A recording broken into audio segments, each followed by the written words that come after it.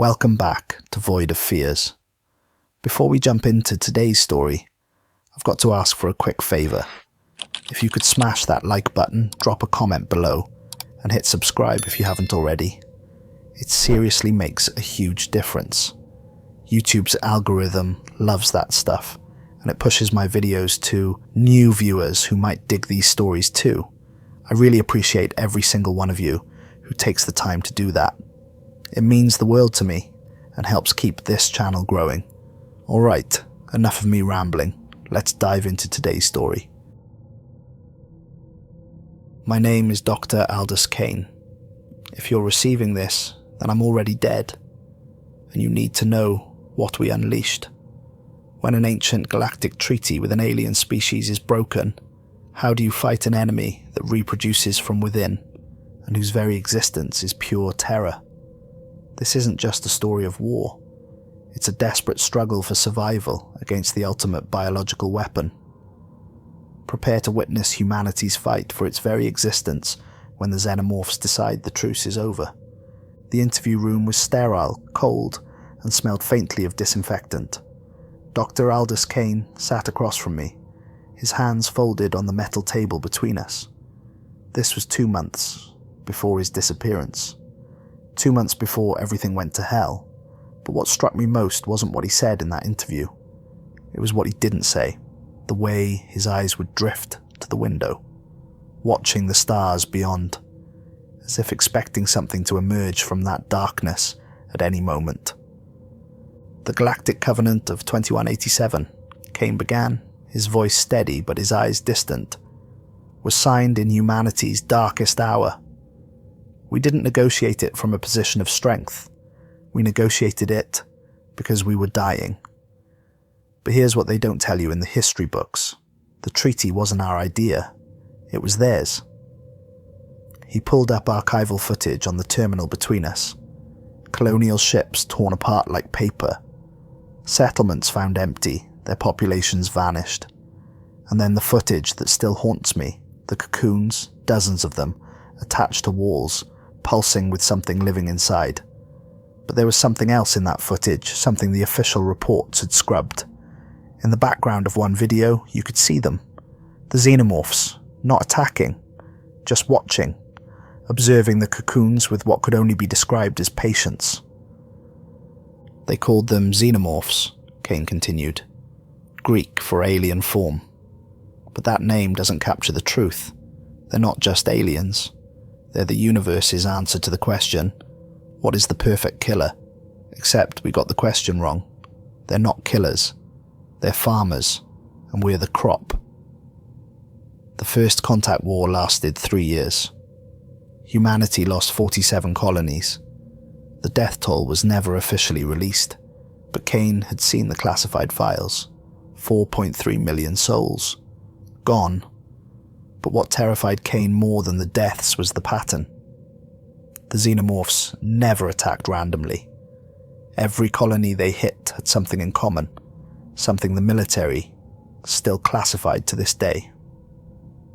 They were all research facilities, Kane said, his voice dropping to barely above a whisper.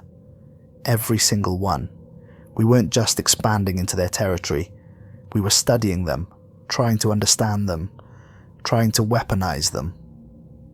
He pulled up a document I'd never seen before, something that by all rights should have been destroyed decades ago. An internal memo from the Colonial Defense Initiative dated 2185, 2 years before the treaty. The subject line read, Project Harvest, Preliminary Results. We started it, Kane said flatly. Humanity fired the first shot. We captured specimens. We dissected them. We tried to create biological weapons from their genetic material, and they responded exactly as any intelligent species would. They declared war. And then, just when it seemed like humanity would be pushed back to Earth itself, the Xenomorphs stopped. Ships appeared, not vessels humanity could understand, but organisms that travelled through space as naturally as fish through water. Communication came through biochemical signals that human translators struggled to interpret, but the message was clear enough. Stop. or die. The treaty terms were brutal. Humanity would abandon 13 sectors of deep space, the Exclusion Reach. These sectors contain valuable resources, potential colony worlds, and strategic locations. But the price of keeping them was extinction. In exchange, Kane said, pulling up the treaty document itself, the Xenomorphs would cease their expansion into human territory. The document was signed in blood, literally. Human blood, and whatever passes for blood in their biology. But there was a third clause, one that's still classified. We agreed to destroy all research, all specimens, all genetic material. Everything we'd learned about them we had to burn. He paused, his jaw tightening. For 54 years, both sides honoured it, until someone at Nexus BioSystems discovered that one research station never destroyed its samples. They'd hidden them, frozen them, kept them in violation of the treaty, and when Nexus found out they didn't report it, they saw an opportunity.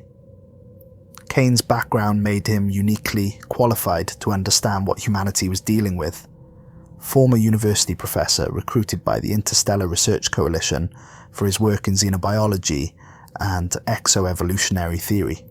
But what the official records didn't mention was why he left academia. I had a brother, Kane told me, and this was the first time he'd mentioned family. Older brother, Marcus. He was a colonial marine during the First Contact War, one of the first responders to the Hadley's Hope incident. They sent in 200 Marines, 12 came back. Marcus wasn't one of them. Kane pulled up a photo. 2 boys, maybe 10 and 12 years old, standing in front of a lake, arms around each other, grinning at the camera. I spent 20 years trying to understand what killed him. Not for revenge, for prevention. I believed that knowledge, not weapons, would keep us safe. I was wrong. Some things shouldn't be understood. Some things should just be left alone. But the Interstellar Research Coalition didn't want to leave things alone. They wanted Kane's expertise, and in 2239 they appointed him Chief Science Officer aboard the deep space research vessel, Acheron's Reach. The posting seemed safe, routine even. Monitor the boundary zones, study gravitational anomalies, map neutron stars, stay far away from the Exclusion Reach. Kane showed me personal video logs from those early days, footage that would later become evidence in the tribunal hearings. Captain Silas Murdoch appeared on screen first, a grizzled veteran in his 50s, missing 2 fingers from his left hand. But it wasn't until I spoke with Murdoch's widow that I learned the full story. He lost those fingers trying to pry a facehugger off his squad mate, she told me, her voice hollow. He used a combat knife, cut through 2 of his own fingers in the process. Didn't matter. His friend died anyway. Silas never talked about the war, but he'd wake up screaming. Always the same nightmare, being trapped in a room full of eggs, all of them opening at once. The video log showed Navigator Strand next. She couldn't have been more than 25, with ice blue eyes that seemed to miss nothing. Youngest crew member, Kane's voice narrated. Brilliant pilot. She could thread a needle through an asteroid field blindfolded. But what I didn't know then was that Thea wasn't just a navigator. She was intelligence sent to monitor us, to make sure we didn't violate the treaty. This revelation changed everything about how I understood the story. Strand knew.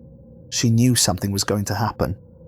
Chief Engineer Halifax was a burly man covered in burn scars. The official story was a refinery accident, but Kane later discovered the truth. Dom wasn't trying to expose safety violations, Kane said. He was trying to stop illegal bioweapons research. The refinery explosion wasn't an accident. It was an attempted cover-up. Dom survived. The evidence didn't. He went to prison not for sabotage, but for knowing too much. And finally, Medical Officer Dr. Yuki Tanaka.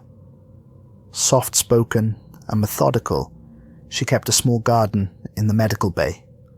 Bonsai trees carefully cultivated. Yuki told me once that working with living things kept her grounded. Kane recalled. She'd seen too much death in the colony medical stations. Whole families wiped out by diseases that shouldn't exist. Bioengineered plagues. She never said who created them, but I understood. Some medical officers serve on research vessels to save lives. Others serve to atone. The crew of the Acheron's Reach weren't random assignments. They were survivors, witnesses, people who knew what the Xenomorphs could do, people who would understand the stakes. We were scientists, explorers, Kane's voice narrated over footage of the crew together, celebrating Tanaka's birthday. They looked so young, so alive. We monitored the boundary zones, studied gravitational anomalies, mapped neutron stars. Peaceful work, safe work. Or so I thought. But I should have asked myself why they needed this particular crew for a routine mission.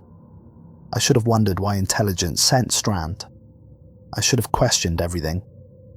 But I didn't. And that failure cost 5 people their lives. The corporate infection started small, like all infections do. Nexus BioSystems Corporation had been conducting deep space surveys near the Exclusion Reach. Nothing illegal, technically, just scanning from a safe distance. But the scans revealed something extraordinary. Gerard Paxton, former Nexus executive, now sits in protective custody. His hands shook as he pulled up classified documents on his personal terminal. We detected massive organic compounds in the Exclusion Reach, Paxton explained. Biological material that made no sense according to conventional chemistry. Molecular structures that shouldn't be stable but were. Proteins that could theoretically revolutionize medicine, create perfect armor, synthesize drugs that could extend human life by centuries.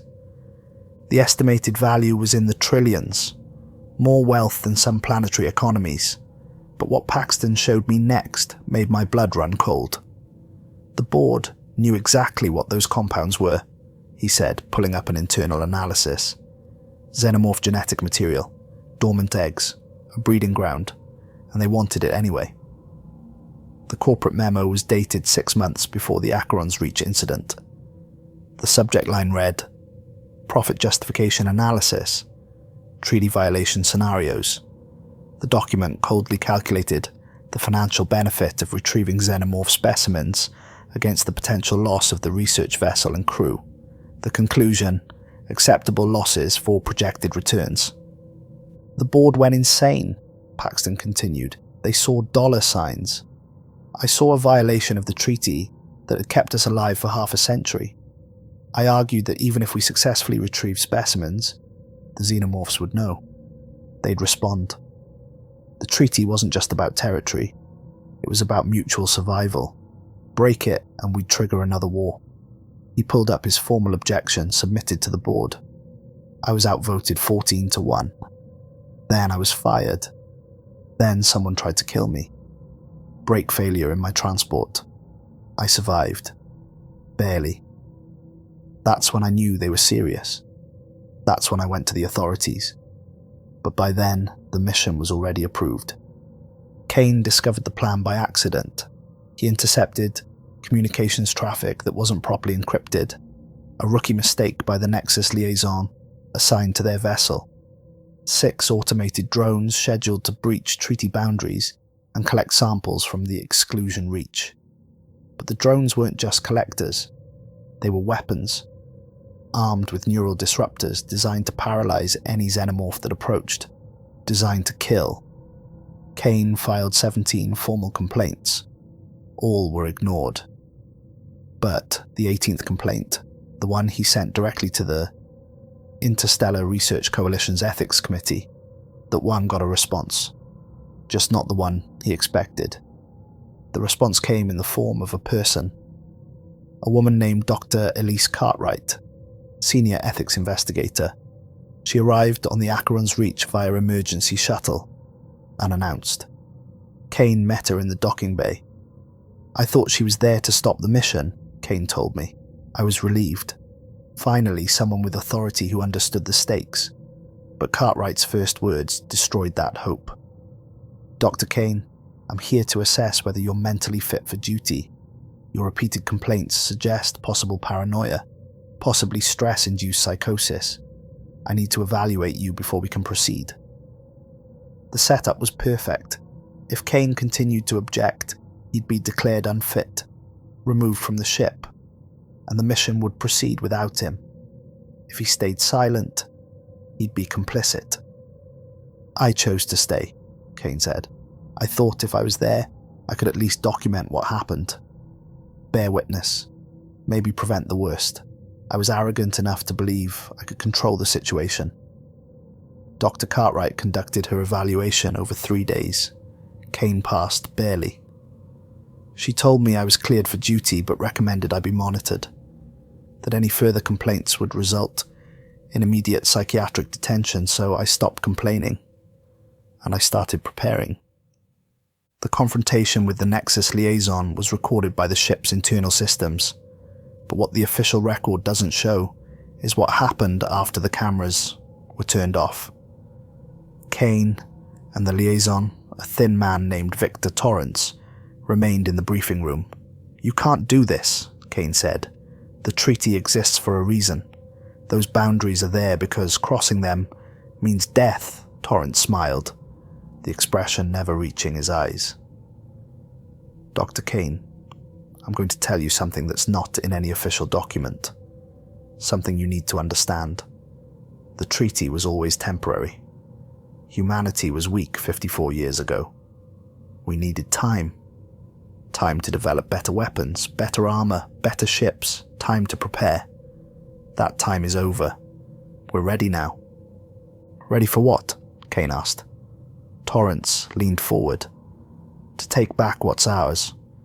Those 13 sectors contain enough resources to fuel human expansion for 1,000 years. The Xenomorphs are sitting on wealth they can't even use. They're animals. Sophisticated animals. Yes, but animals nonetheless. And animals can be controlled." Kane felt something break inside him. Animals don't sign treaties. Animals don't stop attacking when they have the advantage. Animals don't show mercy. The Xenomorphs did all those things. They're not animals. They're a civilization, and you're about to declare war on them. Torrance stood up, straightening his suit. "War implies two sides with equal footing. This won't be a war. It'll be an extermination. We have the technology now. Atmospheric processes that can make their worlds uninhabitable. Biological weapons that target their specific genetic markers. Kinetic bombardment systems that can crack planets.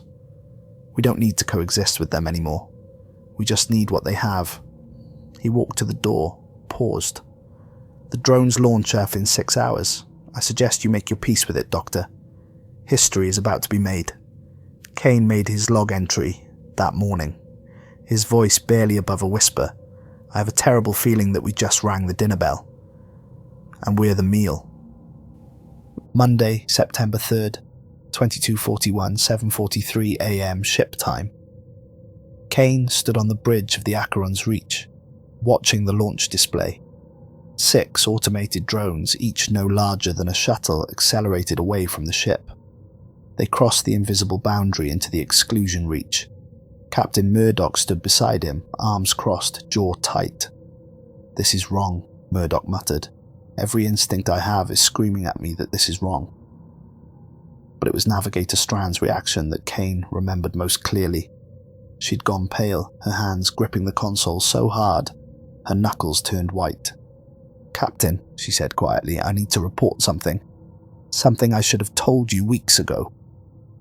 The bridge went silent. Murdoch turned to her, his expression unreadable. "Go ahead, Navigator." Strand took a deep breath. "I'm not just a navigator. I'm intelligence. Xenomorph Monitoring Division. I was assigned to this vessel to watch for treaty violations. To report them. To stop them." She looked at Kane. "I knew about the drones. I knew weeks ago. I was ordered not to interfere." Kane felt betrayal cut through him like a knife. "You knew? You knew and you said nothing?" Strand's eyes filled with tears. "My orders came from the highest levels, from people who claimed this mission was sanctioned.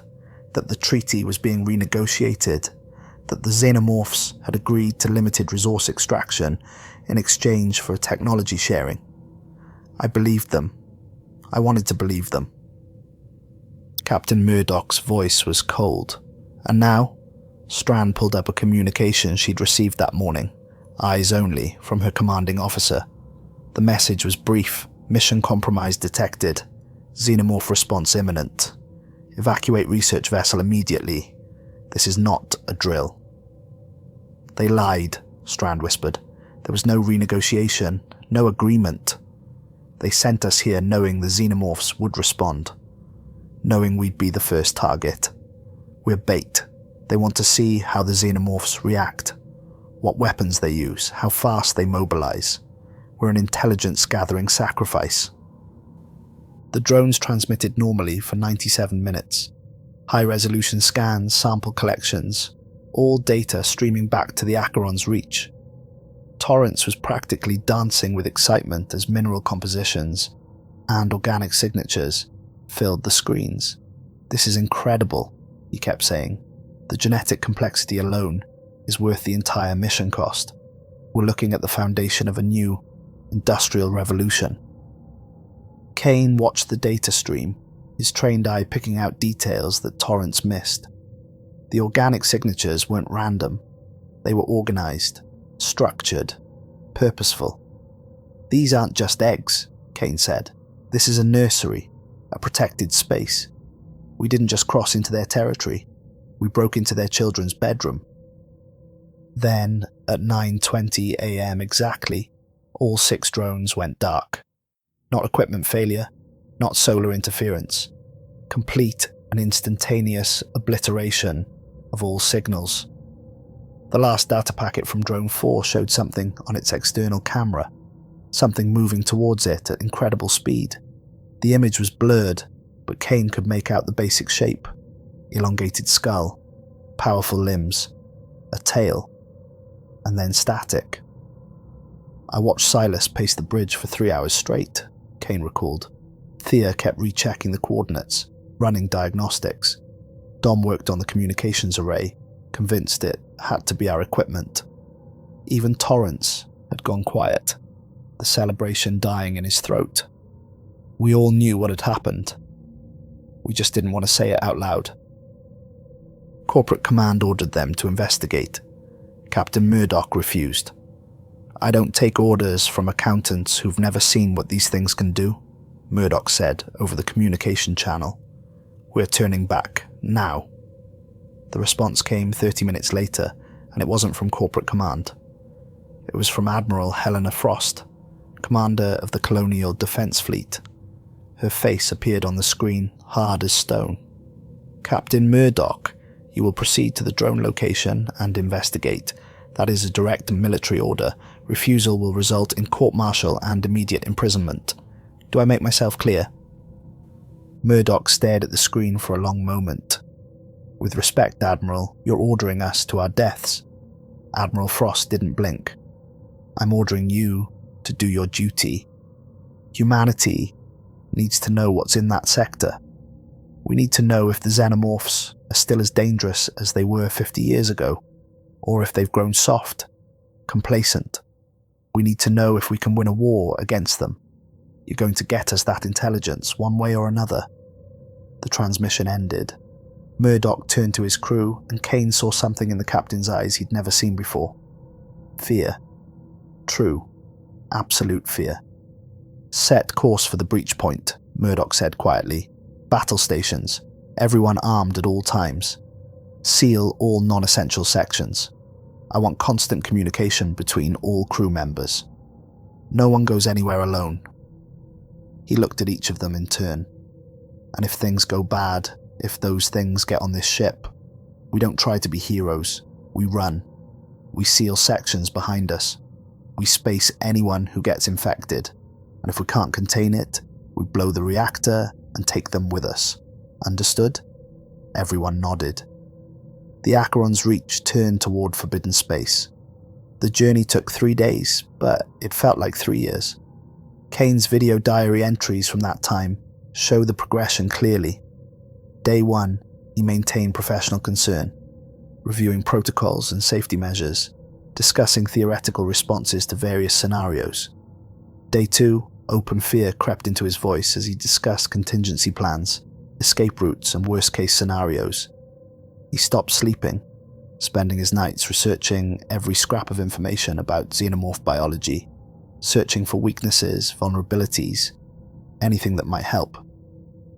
Day 3, he simply sat in silence, staring at the camera, unable to find words, because he'd found something in the classified files, something that changed everything. "They can communicate," Kane said into the camera on day 3, his voice hollow. "Not just instinct, not just pheromones. True communication, complex thought. During the First Contact War, there was an incident at Colony LV-426. A squad of Marines barricaded themselves in a communications room. They had food, water, ammunition. They could have held out for weeks until rescue arrived. But after 3 days, they walked out. Just opened the door and walked into the nest. When rescue finally arrived, they found the Marines cocooned, but alive, still conscious. And they were talking, whispering, all saying the same thing. They promised.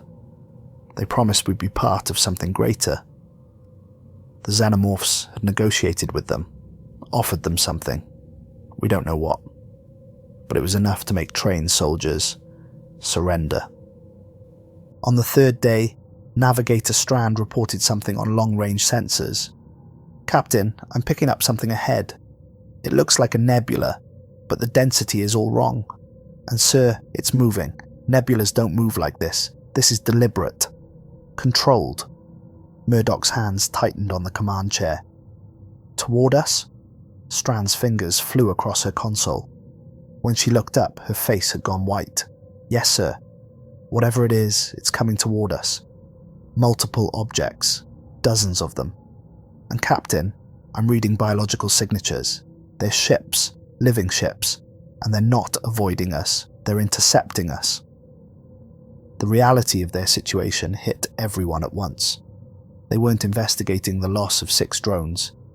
They were being hunted. "How long until they reach us?" Murdoch asked. Strand did the calculations. "At their current speed, 4 hours. But sir, they're accelerating. They shouldn't be able to accelerate like that without engines, but they are. Revised estimate, 2 hours." Murdoch turned to Kane. "Options?" Kane's mind raced through everything he knew, every piece of data, every theory. "We can't outrun them. Our ship is faster than anything organic should be. But these aren't normal organisms. We can't fight them. We don't have weapons capable of engaging ship-to-ship combat. We can't hide. They clearly know where we are. That leaves one option. Diplomacy." "Diplomacy?" Torrance laughed, the sound high and strained. "You want to negotiate with animals?" Kane rounded on him. "Stop calling them animals. Animals don't build ships. Animals don't coordinate attacks. Animals don't sign treaties. We broke the Covenant. Maybe if we explain it was a mistake, if we show them we've destroyed the samples, if we surrender the people responsible."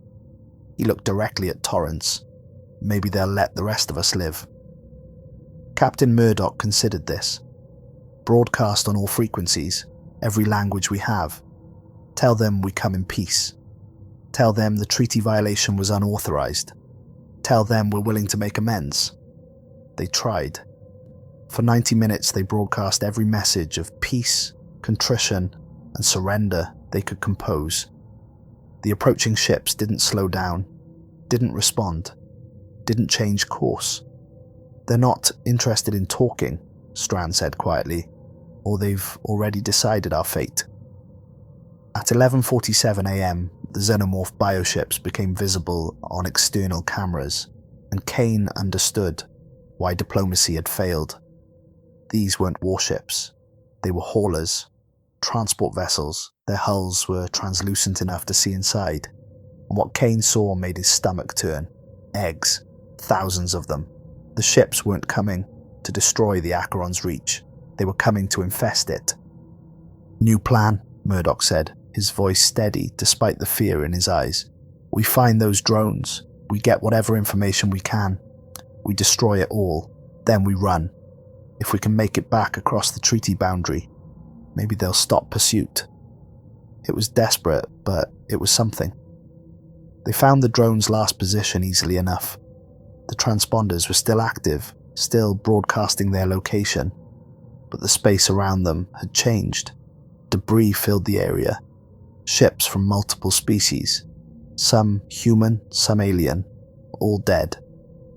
The hulls were ancient, covered in the micro-pitting of centuries of micrometeorite impacts, but others looked recent, their paint still bright, their running lights still blinking on emergency power. It was a graveyard. Kane's voice shook as he described it. Dozens of vessels, maybe hundreds, all dead. Some were centuries old. Others looked like they arrived last week. Every single one had the same damage pattern. Hull breaches from the inside out. This wasn't a battle site, it was a feeding ground. Ships came here, got infested, and died here. The Xenomorphs kept the wrecks as a warning, as a monument. This is what happens when you violate the treaty. At the center of the debris field sat a structure that defied conventional ship design. Massive, organic in appearance, with flowing curves and ridged surfaces that looked grown rather than built. "It's a derelict," Captain Murdoch announced. "Alien design, unknown origin. Recommend we avoid direct contact." But the Nexus liaison had other ideas. And despite everything, despite the approaching bioships, despite the graveyard around them, Torrance was still thinking about profit. "That vessel may contain the organic compounds we detected. We need samples. Prepare a boarding party." Murdoch's jaw worked silently for a moment, and Kane saw the captain's hand drift towards his sidearm. For a moment, Kane thought Murdoch might just shoot Torrance and be done with it. But military discipline won out. "You're insane," Murdoch said flatly. "We're about to be boarded by hostile forces, and you want to split our crew." Torrance pulled up his corporate authority codes. "I have jurisdiction over all research decisions. That's my mission priority. Yours is to support that mission. Now prepare a boarding party, or I'll have you replaced." The threat was real. Corporate liaisons had the authority to override ship captains on research vessels. It was a loophole in the regulations, one that had never been fixed because no one thought it would ever be abused this badly. Murdoch turned to Kane, his expression saying everything words couldn't. "You're the xenobiologist. What do you think?" Kane stared at the image on the screen. Every scientific instinct told him to run. Every survival instinct screamed danger. But something else whispered in his mind. Curiosity. Understanding. If they were going to die, shouldn't they at least know why? "I think we need to understand what we're dealing with," Kane heard himself say. "I volunteer for the boarding party." Murdoch nodded slowly. "Take Tanaka and Halifax. Thea stays here to pilot if we need emergency extraction. I'll maintain command. You have 1 hour. After that, we're leaving, whether you're back or not." 3 of them went across. Kane, Dr. Tanaka, and Engineer Halifax. They wore full environmental suits, carried scanning equipment and sample containers. The shuttle ride from the Acheron's Reach to the derelict took 12 minutes. 12 minutes of silence, each of them alone with their thoughts. Kane spent the time recording his observations, maintaining the scientific discipline that had defined his career. "The exterior shows signs of extreme age," he narrated into his suit recorder, "but also evidence of ongoing biological processes. This ship is dead, but not inert. It's more like a corpse that hasn't finished decomposing." They found an opening, a gash in the hull that might have been a door, or might have been a wound. Halifax rigged portable lights and they entered. The interior was worse. The walls were ribbed. Kane's voice dropped to almost a whisper in the recording, like the inside of a throat. "The floor felt wrong under our boots. Too soft. Too warm. Everything was designed for something that wasn't human. That wasn't anything we'd ever encountered. But what disturbed me most was the smell. Even through the suit filters, I could smell it. Decay and growth happening simultaneously. Death and birth in the same breath. They moved deeper into the vessel, following corridors that curved and twisted in ways that made Kane's head hurt. The architecture seemed designed to disorient, to confuse. Or maybe it was simply designed for minds that thought differently than human minds. The air was thin but breathable, which was somehow more disturbing than if it had been vacuum. It meant this place had been designed for visitors. Or victims. Dr. Tanaka's scanner started beeping frantically. Aldous, I'm reading massive biosigns ahead. Multiple sources, thousands of them. But they're dormant. Whatever they are, they're sleeping, waiting. They found the chamber 10 minutes later, and Kane's first thought was that they'd found a cathedral. It was vast, easily 100 meters across, with a vaulted ceiling that disappeared into darkness above, and filling every available surface were eggs. Thousands of them. Each one stood about a meter tall, roughly oval-shaped, with a pulsing bioluminescence that cast eerie shadows across the walls. The light pulsed in rhythm, all the eggs synchronized like a massive heartbeat. My God, Halifax breathed. There must be thousands of them, tens of thousands. Dr. Tanaka approached the nearest egg carefully, scanner extended. I'm reading bioelectric activity. They're alive. Dormant, but alive. Some kind of stasis state. But Aldous, look at this. She pulled up the scan results on her portable display. The genetic complexity is incredible. These aren't simple organisms. Each egg contains millions of genetic sequences. Adaptable. Modular. It's like they're blank slates waiting to be programmed by whatever hosts them. Kane studied the data, his scientific mind racing. They're not parasites. Parasites are evolutionary dead ends, specialized for specific hosts. These are something else. They're universal adapters. They can use any host species to propagate. That's why they're so successful. They're not locked into one evolutionary pathway. They can become whatever they need to be. It was in that moment that Kane made the decision that would haunt him for the rest of his short life. We need to take one back. One specimen, just to study, just to understand. If we're going to fight them, if humanity is going to survive another war, we need to know everything about them. Halifax and Tanaka exchanged glances. Aldous, Tanaka said carefully, taking one of these eggs might be exactly what they want. This could be how they spread, how they infest new ships. Someone comes investigating, takes a sample, brings it aboard their vessel, and boom, infestation. Kane knew she was right. The rational part of his brain was screaming at him. But the scientist, the part of him that had spent 20 years trying to understand what killed his brother, that part won. We'll take every precaution, triple containment, constant monitoring. At the first sign of activity, we space it. But we need this. Humanity needs this.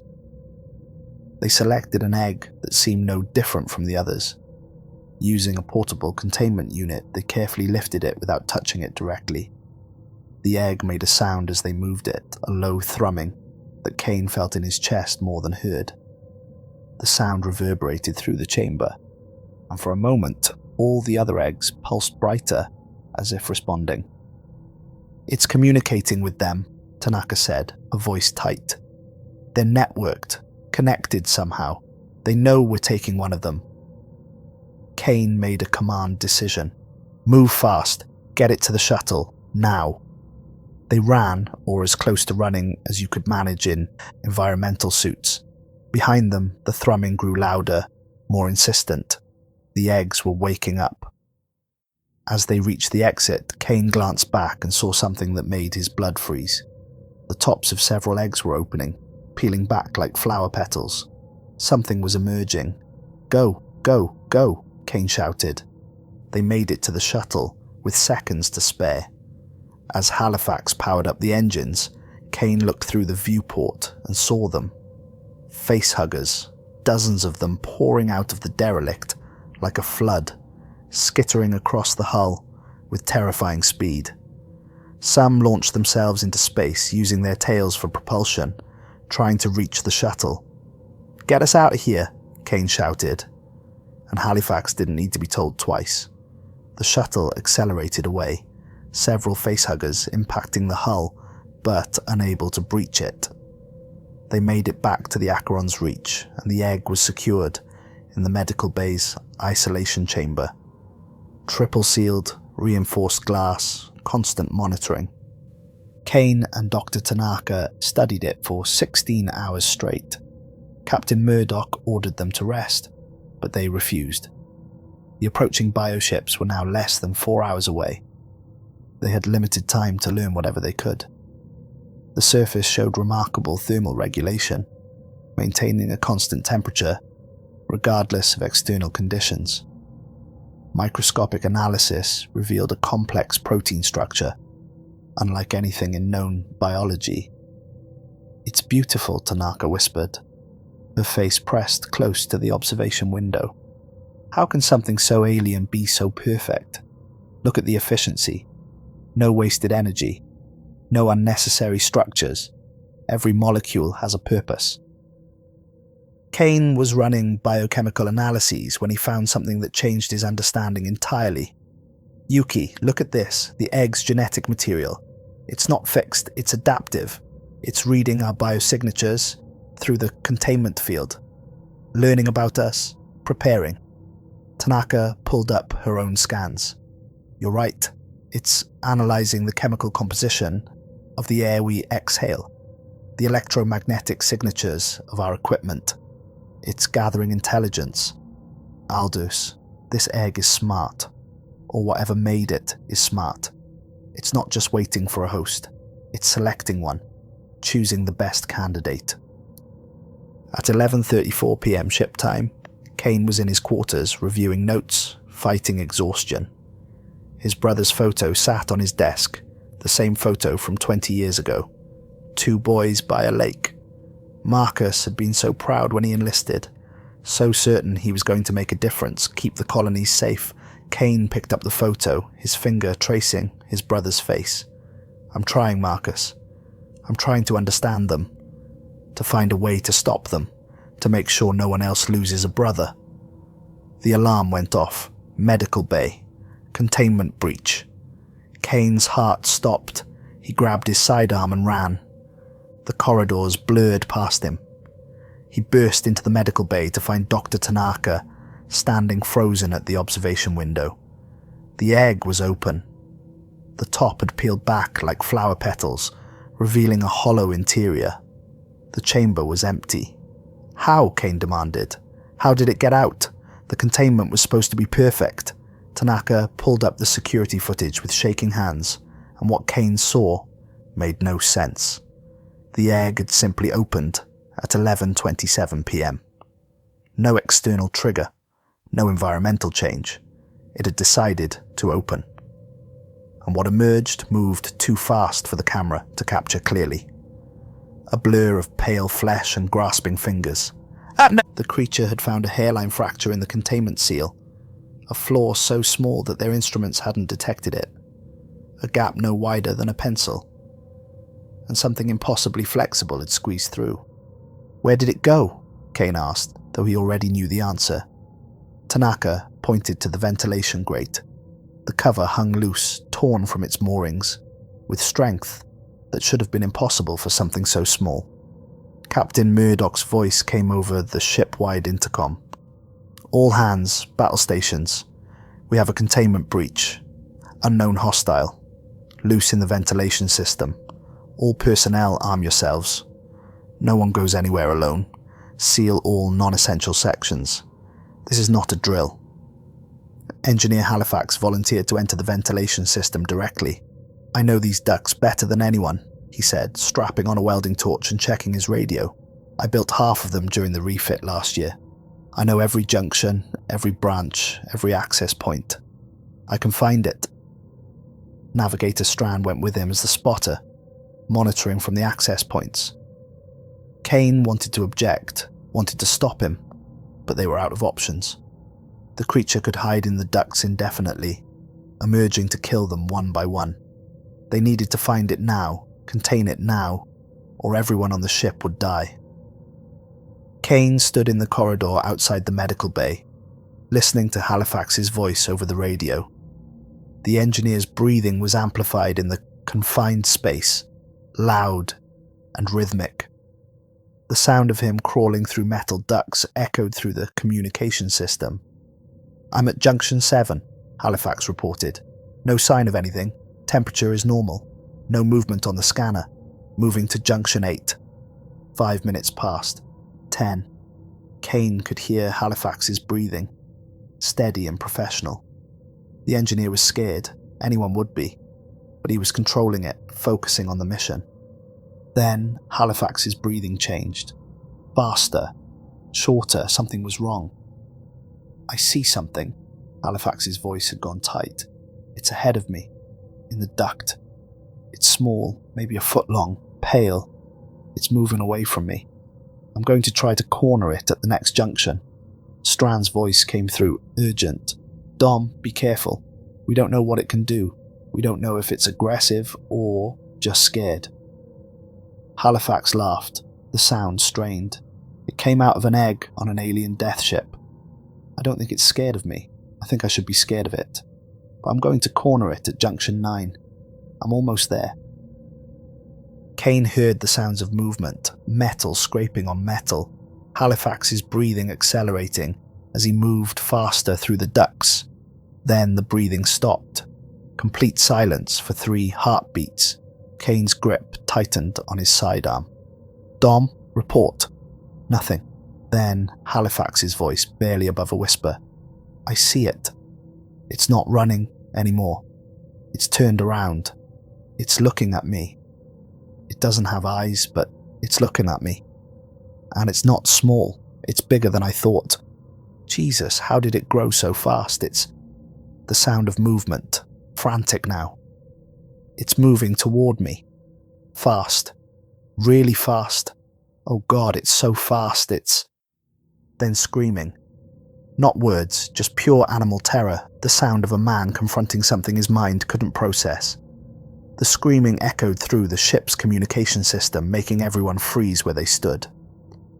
It went on for 5 seconds, 10, 15, each second an eternity. Then it cut off, replaced by choking sounds, gagging, struggling for air. Kane and Captain Murdoch ran to the nearest access panel.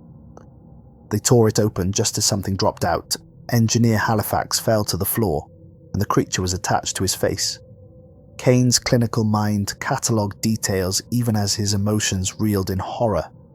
8 legs, each one ending in fingers that gripped Halifax's skull with terrible strength. The legs were longer than he'd expected, each one at least a foot in length, giving the creature a span of over 2 meters. The body was pale, the color of something that had never seen sunlight, and slightly translucent, revealing powerful muscles underneath that pulsed with each breath it took.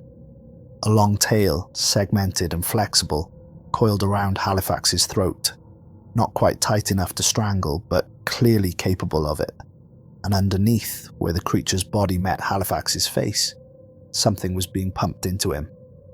Kane could see the proboscis, a tube extending from the creature's mouth down Halifax's throat, pulsing rhythmically. "Get it off!" Murdoch grabbed at the creature, his hands finding purchase on one of the legs. The tail tightened immediately around Halifax's throat. Halifax made a choking sound, his hands clawing at the tail, his face turning red.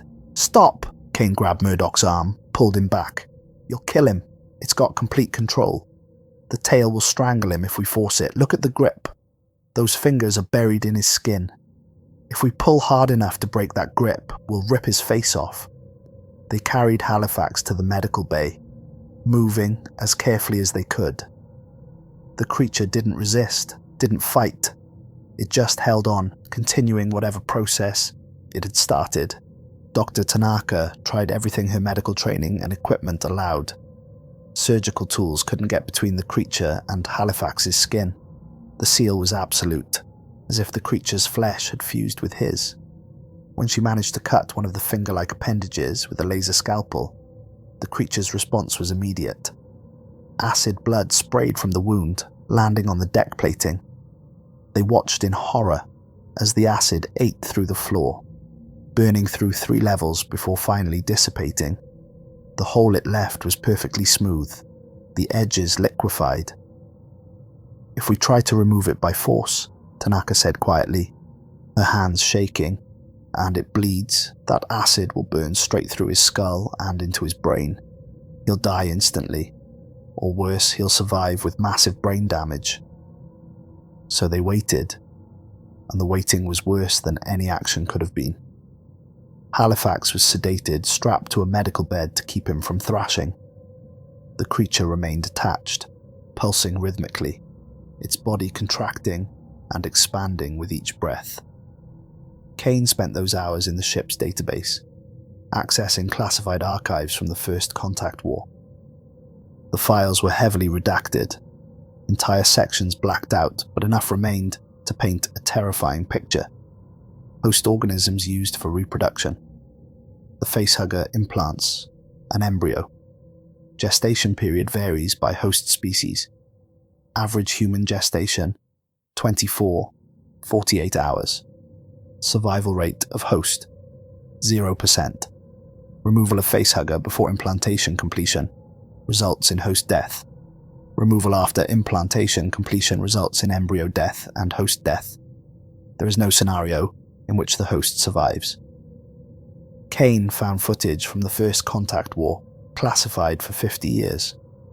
A colonial marine attached to a medical bed, a facehugger on his face. The marine's squad mates standing around him, weapons drawn, arguing about what to do. One of them raises a plasma rifle, aims it at their friend's head. "I'm not letting that thing wear my buddy's face," the marine says. Another marine stops him. "He's still alive. We don't kill our own while they're still breathing." They argue for 10 minutes. Then the facehugger releases, falls to the floor, dies. The Marines celebrate. Their friend wakes up, seems fine. They start planning their escape. 20 hours later, the camera captures what happens next. Kane forced himself to watch, forced himself to understand what was coming. He found Captain Murdoch on the bridge, staring out at the stars. The Xenomorph bioships were now visible on long-range sensors, massive organic structures growing closer with each passing hour. "We need to space him," Kane said quietly. "It's the only mercy we can give him." Murdoch didn't turn around, his reflection in the viewport showing a man who'd aged 10 years in a day. "I know what that thing is doing to him. I was there during the war. I was 23 years old, fresh out of the academy. Thought I was going to be a hero. We got a distress call from Hadley's Hope Colony. 200 families. We sent in 200 Marines. I was one of them." Murdoch's voice was hollow, reciting facts to keep emotion at bay. "We found the colony empty. No bodies, no signs of struggle. Just empty. Then we found the lower levels. The atmospheric processor sublevel had been converted into something else. A nest. The colonists were there, cocooned to the walls. Some of them were still alive, still conscious, begging us to kill them. My best friend, a guy named Tommy Chen, he'd gone through basic with me, graduated top of our class. Tommy tried to help one of them, a woman. She was crying, asking for her children. Tommy cut her down from the wall, started carrying her toward the exit. Then her chest exploded. The thing that came out was fast, took Tommy down before anyone could fire a shot, attached to his face in seconds. The captain's hands tightened on the railing. We tried to remove it, cut through 2 of Tommy's ribs, trying to get surgical access. That's when we learned about the acid blood, lost 3 more Marines to the spray. Tommy died on that table, not from the creature, but from us trying to save him. And I stood there with a scalpel in my hand, covered in my friend's blood. and I realized we'd done exactly what the creatures wanted. We tried to be heroes, tried to save everyone, and all we did was spread the infection. He finally turned to face Kane. So, yes, I know we should space Halifax right now, but Dom has a daughter. She's 8 years old, lives with her mother on Proxima Station. Her name is Riley. She likes to draw pictures of spaceships. Dom keeps everyone she sends him, has them plastered all over his quarters. Murdoch pulled up a photo on his personal tablet, a little girl with dark curly hair holding up a crayon drawing of a ship that looked nothing like any real vessel but was perfect in its childish enthusiasm. If we space him now, Riley never gets to say goodbye, never gets closure. She spends the rest of her life wondering if her daddy suffered, if he was scared, if he thought about her at the end. I can't do that to her. So we wait. We give him a chance, maybe. Maybe this time it'll be different. Maybe the creature will die before the implantation completes. Maybe Halifax will be the one person in recorded history who survives this. But Kane knew better. He'd read the files, watched the footage, seen the statistics, survival rate, 0%, no exceptions, no miracles. But he also understood Murdoch's reasoning. Sometimes hope, even false hope, was all that kept you human. So they waited. 26 hours. Kane barely slept, spending most of the time watching Halifax through the observation window. The engineer's vitals were stable, heart rate elevated but steady, brain activity normal, breathing assisted by the creature's proboscis but functional. On the monitors, Halifax looked like he was just sleeping, like he might wake up and ask what all the fuss was about. At 1:47 a.m. ship time, the creature released its grip. The fingers uncurled from Halifax's skull, leaving deep indentations in his skin. The tail unwound from his throat. The proboscis withdrew from his esophagus with a wet, sucking sound. The creature fell to the floor beside the medical bed, landed on its legs, then collapsed. It twitched twice like a dying insect, then went still. Just like that. Its purpose fulfilled. Dr. Tanaka rushed to Halifax, scanning his vitals, checking his airways. He's breathing on his own, heart rate normalizing, brain activity increasing. He's waking up. Halifax's eyes opened. He coughed, a deep rattling sound, his body trying to expel whatever had been pumped into him. His hand went to his throat, feeling the bruises left by the tail. What happened? His voice was hoarse, raw. Where am I? Dr. Tanaka ran full medical scans while Murdoch and Kane stood in the doorway. Blood work came back normal. Neural activity showed no abnormalities. Tissue samples revealed no foreign organisms. I feel fine, Halifax insisted, sitting up despite Tanaka's protests. Just exhausted, and my throat feels like I swallowed broken glass. But otherwise fine, really. I'm okay. Kane didn't believe it. He watched Halifax's face, studied his eyes, looked for any sign of what was growing inside of him. I could see something, Kane recalled later in his testimony, in his expression, in the way he moved.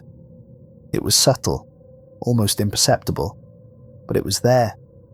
He looked at us with just a fraction too much curiosity, like he was studying us, analysing us, learning our patterns. And when he touched his chest, just for a second, I saw recognition in his eyes. He knew something was wrong.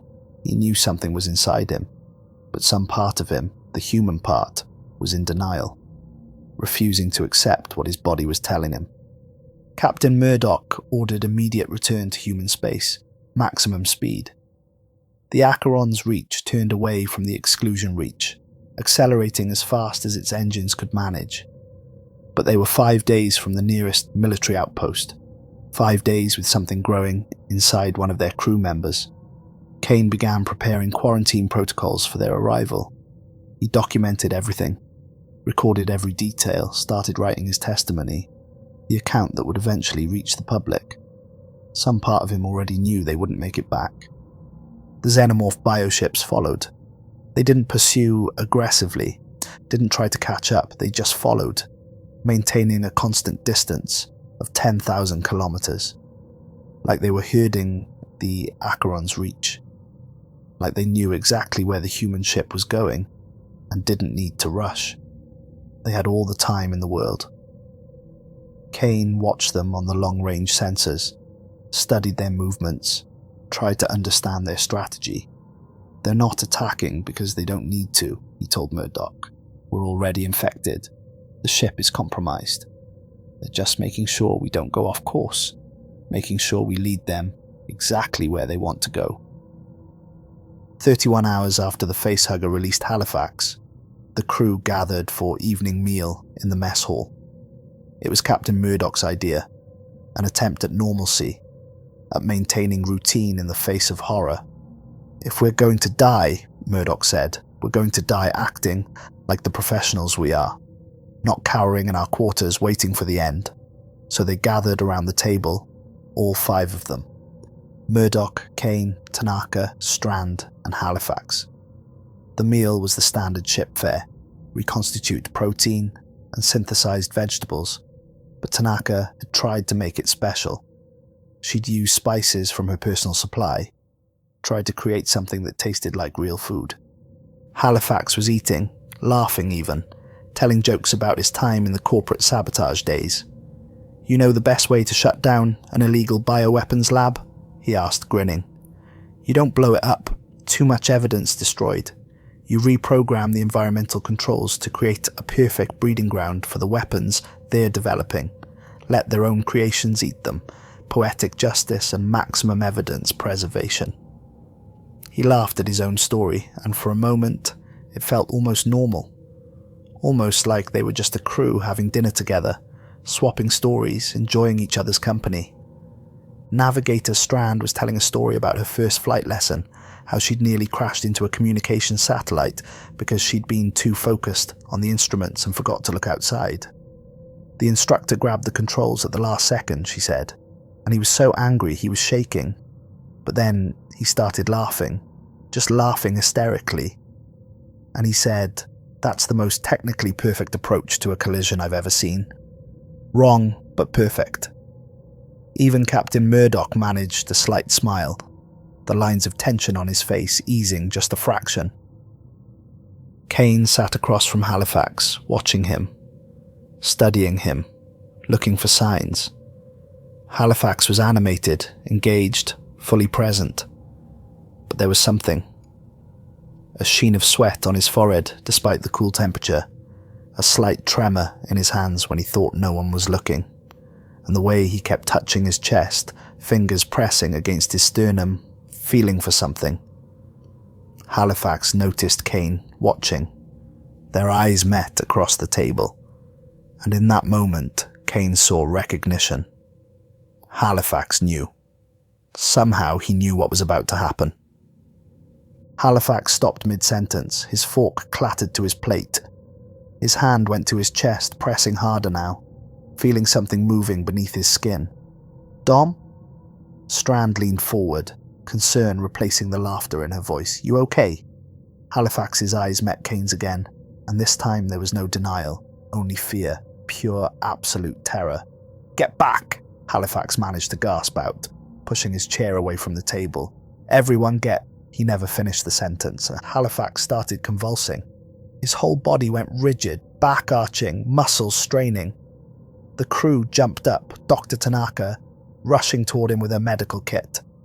It's a seizure, she shouted. Help me get him on the floor. But Kane knew better. He grabbed Tanaka's arm, pulled her back. That's not a seizure. Everyone get back, now. Then Halifax's chest erupted outward. The sound was wet, organic, accompanied by Halifax's final scream. A sound that would haunt Kane's nightmares for the rest of his life. Blood and tissue sprayed across the table, across the walls, across everyone within 3 meters. The sternum shattered, ribs breaking outward like prison bars bent by an escaping inmate. And from the wound emerged something that defied immediate comprehension. It was small, maybe a foot long, serpentine in shape. Its body was covered in blood and membrane from Halifax's chest cavity, making it slick and glistening in the mess hall lights. The head was elongated even at this size, with a distinctive shape that Kane recognized from the classified files. No visible eyes, but it turned toward each of them like it could see straight into their souls. Like it was cataloguing them, marking them, choosing which one would be next. Its mouth opened, revealing tiny razor teeth arranged in concentric circles, and it screamed. The sound was high-pitched, piercing, impossible to describe. It went through Kane's head like a drill, bypassing his ears entirely and resonating directly in his skull. The sound made his vision blur, made his balance falter. Around him, the others clutched their heads, dropping to their knees. The creature launched itself across the table. It moved with terrifying speed, impossible for something just born, something that should barely be able to move, but it moved like a predator, like something that had done this 1,000 times before. It crashed through a ventilation grate, the metal tearing like paper under its assault, and disappeared into the ducts. Halifax collapsed backward in his chair. His eyes were open, staring at the ceiling, seeing nothing. His chest was a ruined crater, ribs jutting out like broken branches. Dr. Tanaka rushed to him, medical training overriding horror, but there was nothing to be done. No human being could survive that kind of trauma. Halifax died within seconds, his heart destroyed, his lungs shredded, giving birth to something that would kill them all. The crew stood frozen, covered in blood. Kane looked down at his hands, at the crimson staining them, at the bits of tissue that clung to his uniform. This was his fault. He'd brought the egg aboard. He'd insisted on studying it. He'd condemned them all.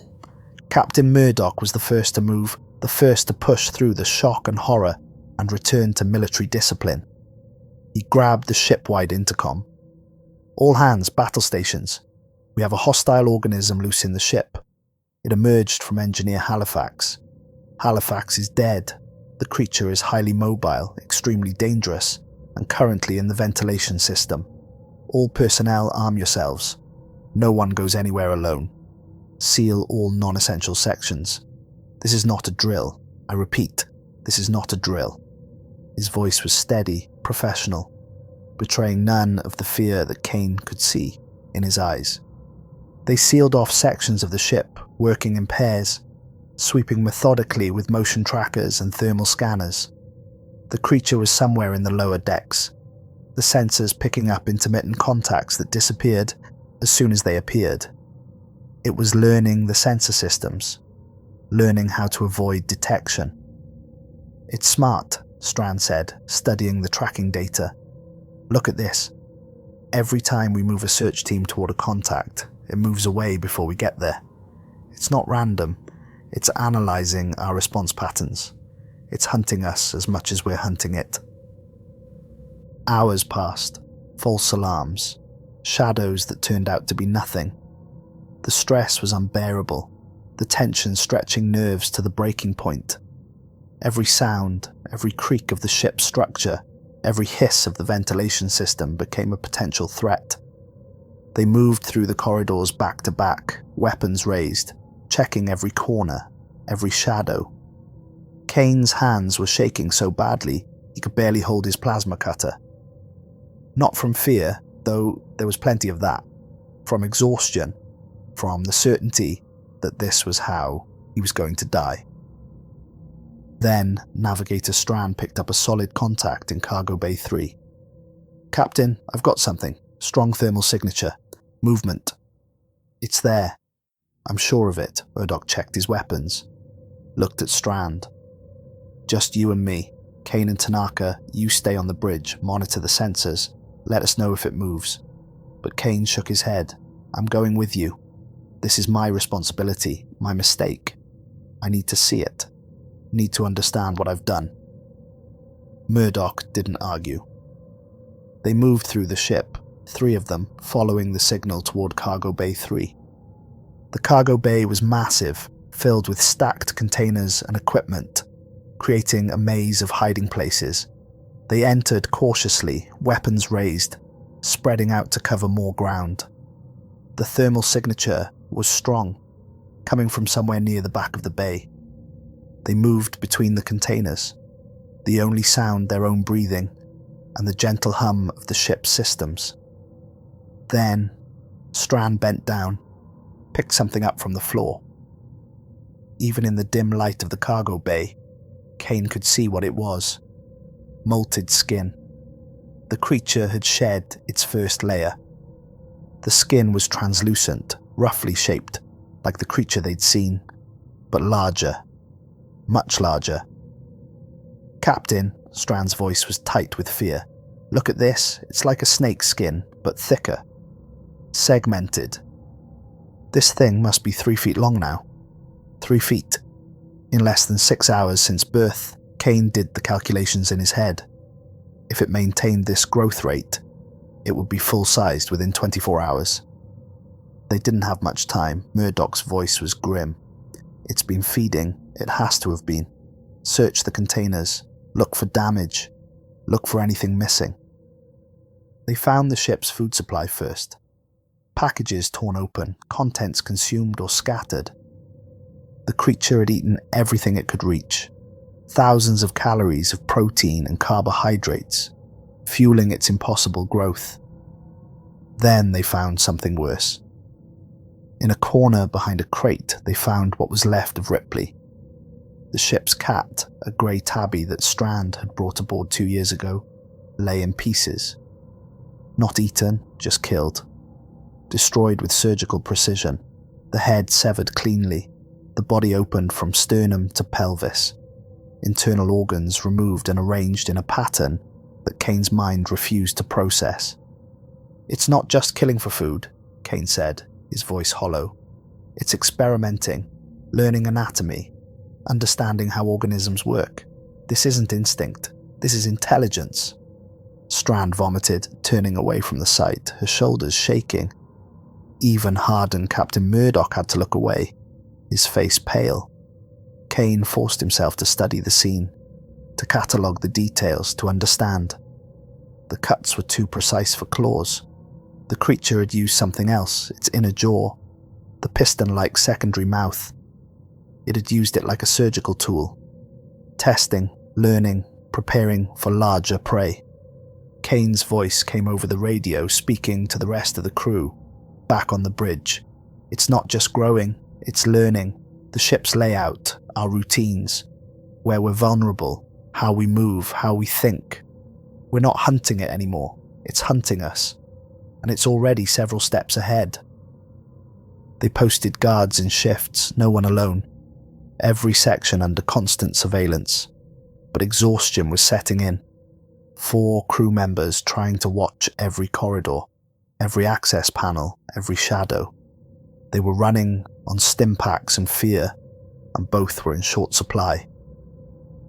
4:15 a.m. ship time, the dead hours when human alertness is at its lowest. Dr. Yuki Tanaka was in the medical bay, having insisted the others get rest. Someone needed to stay sharp, and she'd gone the longest without sleep. She was cataloguing samples from Halifax's autopsy, trying to understand the biological processes at work, trying to find a weakness, any weakness. The tissue samples showed cellular structures unlike anything in known biology.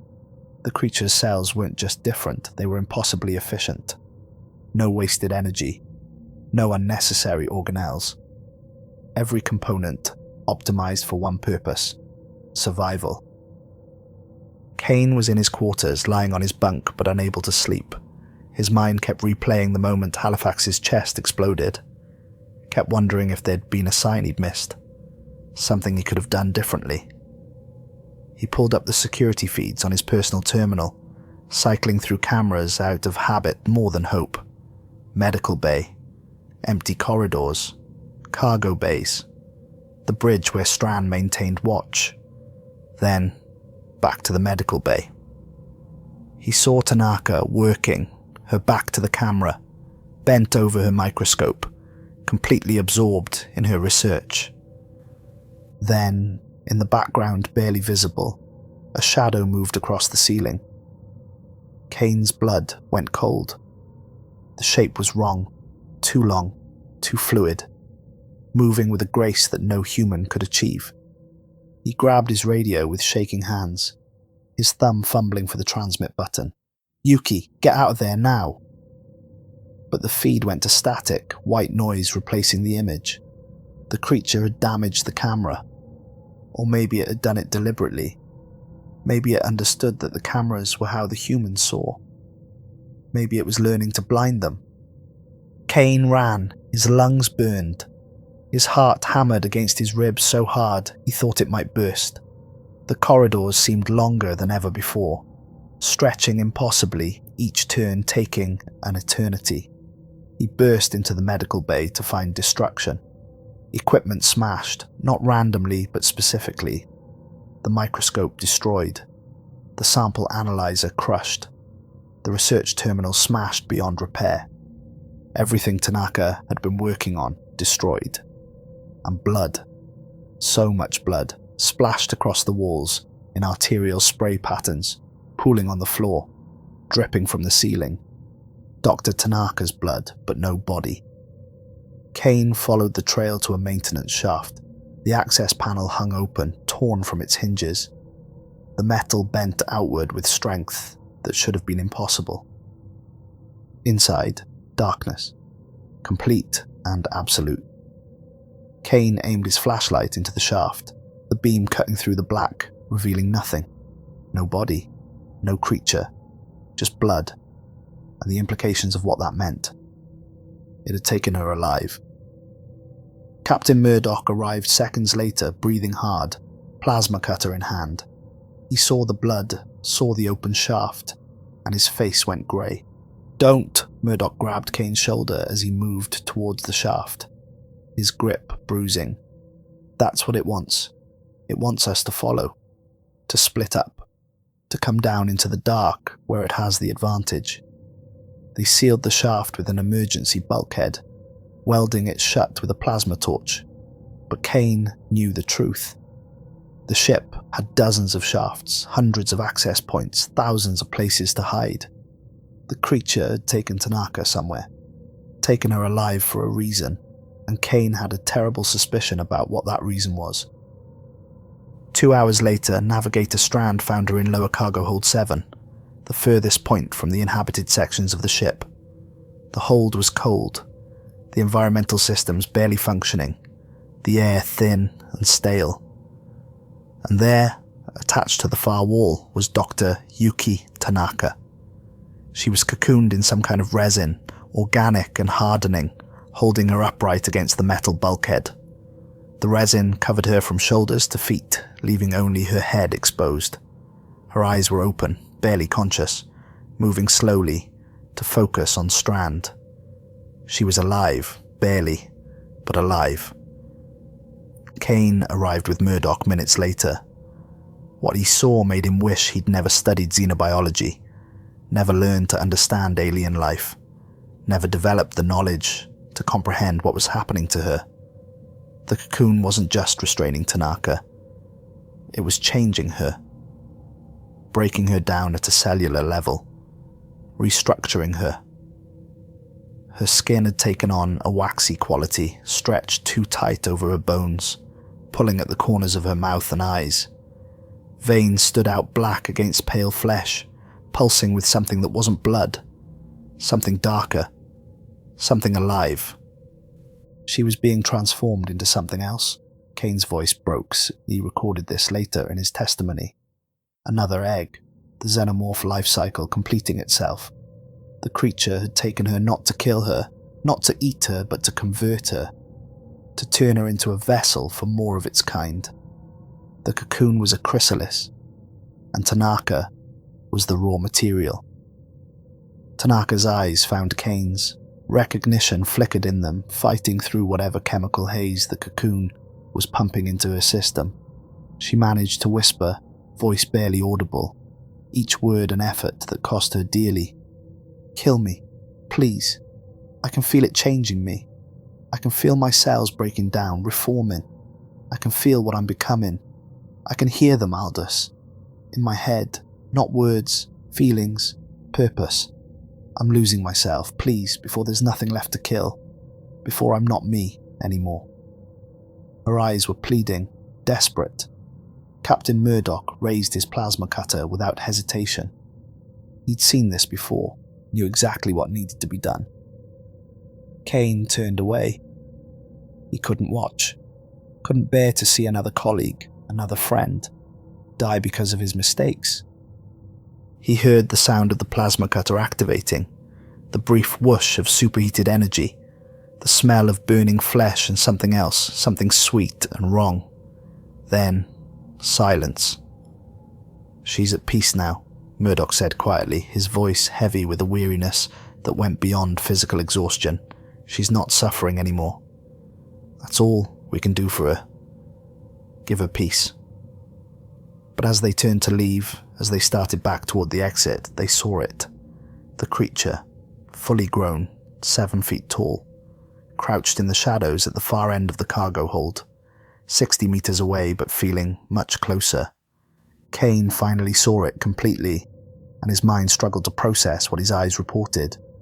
Biomechanical was the only word that fit, but even that felt inadequate. Its exoskeleton was black, darker than space itself, darker than anything Kane had ever seen. The surface seemed to absorb light rather than reflect it, creating a void in the shape of a creature. The elongated skull was even more disturbing at this size, sweeping back in a smooth curve that suggested terrible purpose. No visible eyes, no obvious sensory organs, but Kane could feel it watching them, studying them, understanding them. Tubes and ridges ran along its spine, pulsing with internal fluids, bioluminescent veins carrying something that glowed faintly blue. Its hands ended in claws that looked like they could rip through steel, and given the damage Kane had seen, probably could. The digitigrade legs, bent backward like an animal's, suggested explosive speed, despite the creature's size. And its mouth, when it opened slowly as they watched, revealed double jaws. The outer jaw pulled back, displaying the inner jaw, which extended forward like a piston, teeth glistening with saliva that dripped and hissed where it hit the floor. Perfect. Absolutely perfect. Evolution distilled into its purest form. No wasted energy, no unnecessary features. Every aspect of its design optimized for one purpose: killing. Kane felt a strange sense of awe mixing with his terror. As a scientist, he couldn't help but appreciate the elegance of it. As a human being, he couldn't help but understand that he was looking at his death. The creature attacked without warning. One moment it was crouched motionless. The next it was a blur of motion covering the 60 meters between them in seconds. Murdoch fired the plasma cutter, the beam cutting through the air where the creature had been a microsecond before. It moved with impossible speed, inhuman agility, its body flowing around obstacles like water. It grabbed Navigator Strand, one clawed hand closing around her throat, lifting her off the floor effortlessly. Her feet dangled in the air, her hands clawing at the creature's arm, unable to break its grip. The creature brought her close to its face, studying her, its eyeless head tilting, as if curious about this struggling prey. Kane acted on pure instinct, his body moving before his mind caught up. He grabbed a canister of liquid nitrogen from a nearby emergency station, used for flash-freezing medical samples and emergency hull repairs. He threw it at the creature with all his strength. "Silas, shoot it! Shoot the canister!" Murdoch fired without hesitation. The plasma cutter beam struck the canister mid-flight.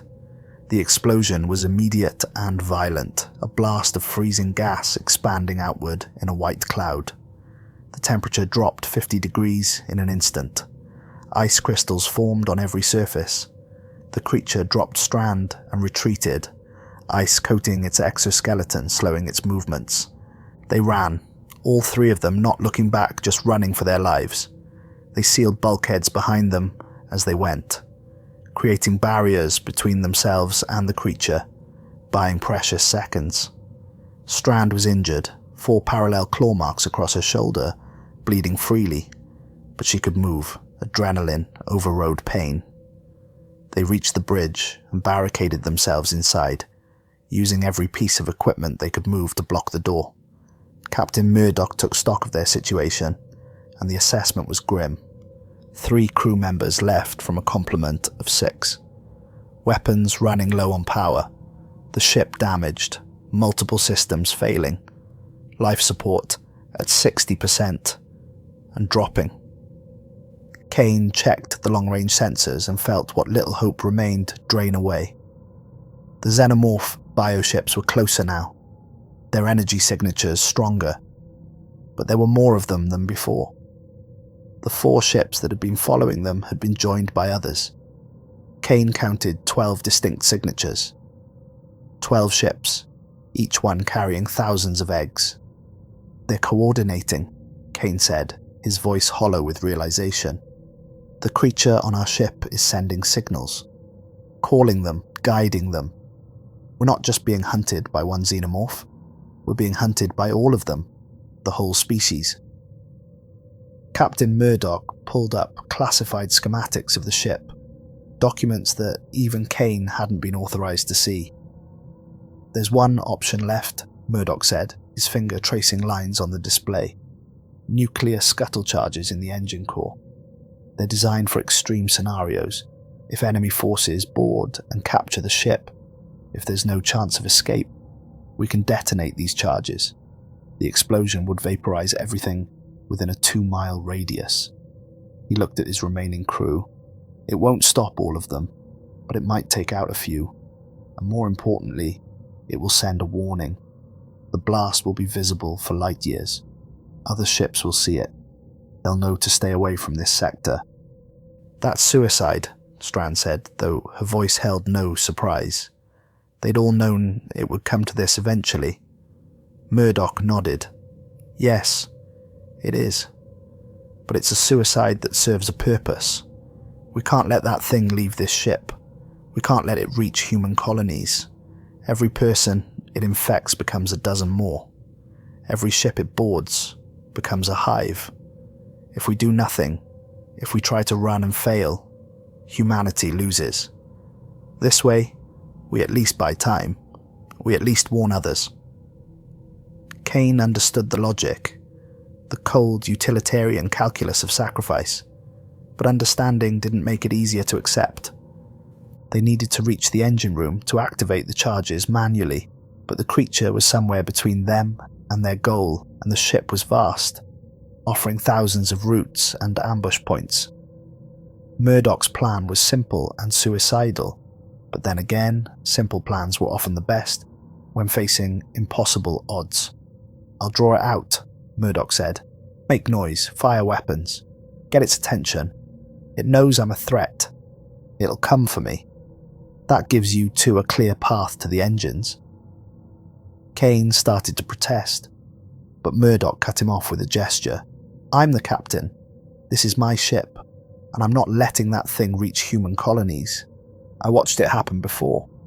Watched entire worlds fall. I won't let it happen again." He pulled out his personal tablet, called up a photo of a young boy, maybe 6 years old, standing on a beach somewhere, building a sandcastle. "My nephew," Murdoch said. "His name is Daniel. He wants to be a starship captain when he grows up. Sends me letters every week asking about what it's like in space. I promised him I'd take him on a tour of the ship next time I was on leave." He closed the tablet, tucked it into his pocket. "I'm doing this for Daniel, for every kid like him who deserves to grow up without xenomorphs in their nightmares." They synchronized watches. 15 minutes. That's all the time Kane and Strand would have to reach the engine room, override the safety protocols, and activate the scuttle sequence. Murdoch would buy them those 15 minutes with his life. They didn't say goodbye. Military discipline held, professional distance maintained, but Kane saw the emotion in Murdoch's eyes. Regret, fear, acceptance, and beneath it all, a kind of peace. the peace of a man who knew his death would mean something. Murdoch left the bridge, plasma cutter in one hand, a pulse rifle in the other, limping slightly on his bad leg. The leg he'd injured during the First Contact War, jumping from a collapsing building with 2 wounded Marines on his back. He'd saved both of them, lost the strength in that leg doing it, but he'd never complained, never regretted it. Kane watched him go on the security monitors, tracking his progress through the ship. Watched him move toward Cargo Bay 3, the largest open space on the ship, the best place for a final stand. The maintenance tunnels were narrow, dark, and claustrophobic.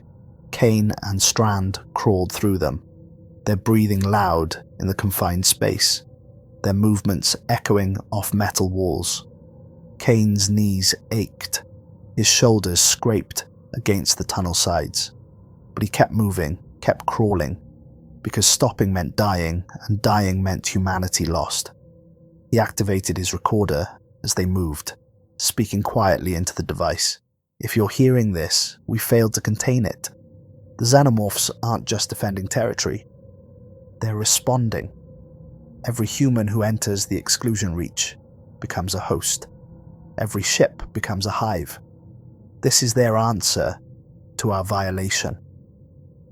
Murdoch's voice came over the radio, and Kane heard weapons fire in the background. "Come on, you ugly bastard. You want someone? Come get me. I'm right here. I'm the one who burned your nest. I'm the one who killed your kind. Come on." More weapons fire, then a sound that made Kane's blood freeze. The creature's scream, that high-pitched impossible sound that bypassed hearing and resonated directly in the skull. Murdoch was shouting, the words becoming incoherent, fear breaking through military discipline, then just screaming, human screaming, raw, agonized. The sound of a man dying badly. Then, static. Strand froze in the tunnel ahead of Kane, her shoulders shaking. Tears streamed down her face, cutting tracks through the grime and blood. Kane pulled her forward gently. "We have to finish this. For Silas. For all of them." They reached the end of the maintenance tunnel 20 minutes after leaving the bridge, emerged into a corridor near the engine room. The massive door loomed ahead of them, marked with radiation warnings and emergency protocols. They were almost there. The engine room was massive, a cathedral to human engineering. The reactor core dominated the center, a cylinder of pure energy contained by magnetic fields and hardened alloys. The blue glow of Cherenkov radiation cast everything in an ethereal light. Kane moved to the main control console, his fingers flying over the interface, accessing systems he'd only studied in theory. Strand stood guard at the entrance, her plasma cutter raised, watching the corridor for any sign of movement. The self-destruct protocol was buried deep in the system architecture, protected by multiple layers of security. Kane needed 2 authorization codes. He had his own, entered it with shaking hands, but they needed the captain's code as well. And Murdoch was dead. Kane turned to tell Strand they'd failed, that there was no way to activate the sequence, but she was already pulling up her personal terminal. "I have it," she said quietly. "Silas gave it to me before he left. Told me if something happened to him, I'd need to finish the mission." She read the code aloud, and Kane entered it. The system accepted both codes. New options appeared on the screen. Self-destruct authorization confirmed.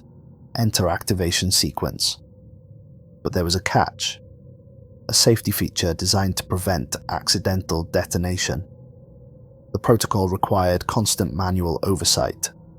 Someone had to stay at the console, confirming the sequence every 60 seconds. If no confirmation came, if the operator left or was killed, the system would automatically cancel. They couldn't just set it and run. Someone had to stay. Someone had to die. "I'll do it," Kane said immediately. "This is my fault. I brought the egg aboard. I insisted on studying it. I condemned us all. Let me fix it. Let me make it right." But Strand shook her head. "No, You're the scientist. You're the one who understands them. You're the one who can explain to humanity what we're facing. Your testimony is worth more than mine. I'm staying. You're leaving. Kane started to argue, but Strand pulled her sidearm, pointed it at him, not threatening, just firm, making her intentions clear. I'm not asking, Aldous. I'm telling. You're going to that escape pod. You're going to survive this, and you're going to make sure everyone knows what happened here. Kane activated the self-destruct sequence. 10 minutes. The countdown began, displayed on every screen in the engine room. But as he entered the final confirmation, something appeared on the security monitors. The Xenomorph bioships were attaching to the hull, their organic structures merging with the Acheron's reach. Breaching pods extended, cutting through armor, creating entry points. The ships weren't attacking, they were boarding. Kane watched in horror as more creatures poured in. Dozens of them, different sizes, different stages of growth, but all moving with purpose. They're not trying to stop us, Kane realized. They know we're destroying the ship. They're evacuating their prize, collecting whatever they've converted, whatever they've taken. He pulled up internal sensors. Cargo hold 7, where they'd found Tanaka. Multiple biosigns. The cocoon was complete. What had been Dr. Yuki Tanaka was now something else. An egg. And the creatures were retrieving it, carrying it back to their ships, taking it home. Aldous, Strand's voice was tight. We have company. Through the engine room door, they heard movement. Scratching metal. Multiple sources. Heavy breathing from multiple throats. The creatures knew where they were, knew what they were doing, and they were coming. Not to stop them, the ship was doomed regardless, but to punish them, to kill them, to make them pay for the violation. The door began to buckle. Claws pierced through steel, 4, 6, 8 sets of them. Multiple creatures working together, tearing through a barrier that should have held. Strand aimed her plasma cutter with both hands, steadying herself. Go, now. Don't make me waste my death. Kane wanted to argue, wanted to refuse, wanted to stay and fight beside her. But she was right.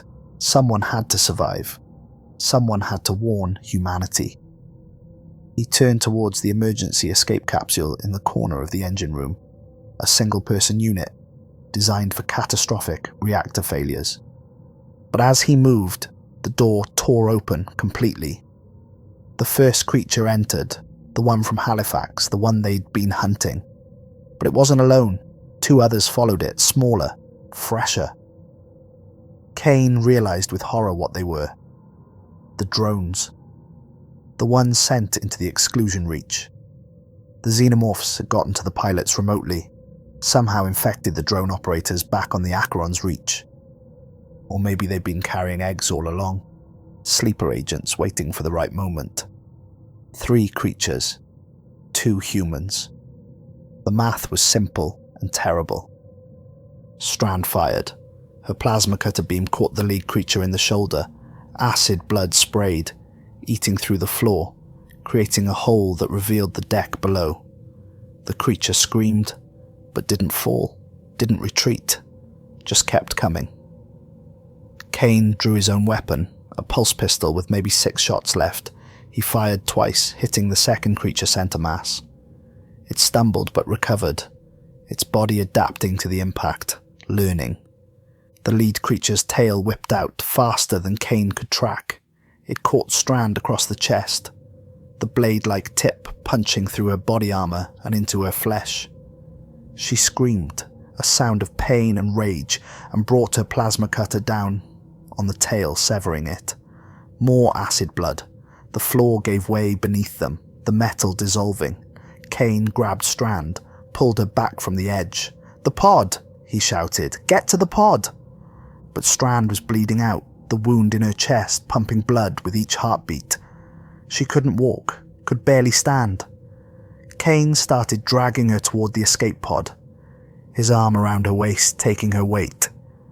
Behind them, the creatures advanced slowly, deliberately. They weren't rushing. They knew their prey was wounded. knew it couldn't escape. They were taking their time, savouring the kill. Kane reached the escape pod, the hatch hanging open, the small capsule barely large enough for one person.